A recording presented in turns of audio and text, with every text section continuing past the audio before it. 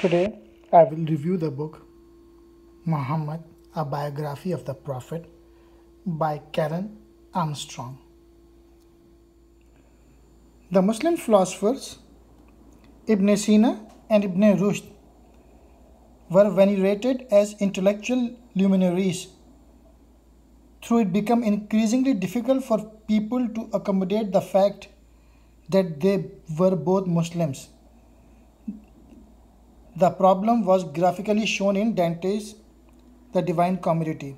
Ibn Sina and Ibn Rushd, known in Europe as Avicenna and Averroes, are in limbo with the virtuous pagans who had founded the intellectual culture that had helped the West. During the month of Ramadan in about the year 610, an Arab merchant of the city of Mecca in the Hijaz had an experience that would ultimately change the history of the world. Western people find the Quran a difficult book. I shall discuss it in more detail in last chapters, but it perhaps important to explain what this revealed scripture is at the outset and how we should regard it. Muhammad sallallahu alaihi wasallam claimed that for 23 years he received direct message from God, which were collected into the book now called the Quran. The Quran did not descend from heaven all at once, like the Torah or the law, which according to the biblical account was revealed to Moses in one session on Mount Sinai. As it stands, the Quran does not represent the various surahs in the order in which they were uttered by Muhammad sallallahu alaihi wasallam. When the first official compilation of the Quran was made in about 650, some 20 years after Holy Prophet's death, the editors put the longest surah at the beginning and the shortest, which include those revealed earliest to the Holy Prophet, at the end. We never read of Jesus laughing, but we often find Muhammad sallallahu alaihi wasallam smiling and teasing the people who were closest to him. We will see him playing with children, having trouble with his wives, weeping bitterly when a friend dies, and showing off his new baby son like any besotted father.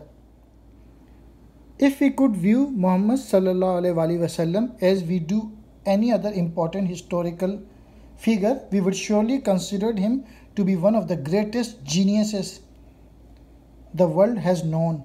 To create a literally masterpiece, to found a major religion and a new world power are not ordinary achievement.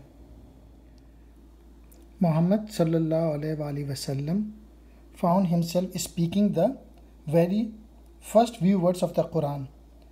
Recite in the name of thy Lord who created.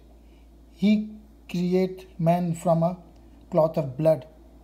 Recite, and thy Lord is the most bountiful. He who hath taught by the pen, taught man what he knew not. The Islamic Empire was able to play host to Christians and Jews for centuries, but Western Europe has found it almost impossible to tolerate Muslims and Jews in Christian territories.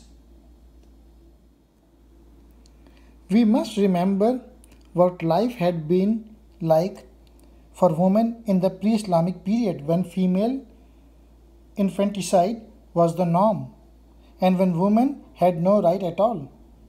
Like slaves, women were treated as an inferior species who had no legal existence. In such a primitive world, what Muhammad sallallahu alaihi wasallam achieved for women was extraordinary. The very idea that a woman could be a witness or could inherit anything at all in her own right was astonishing.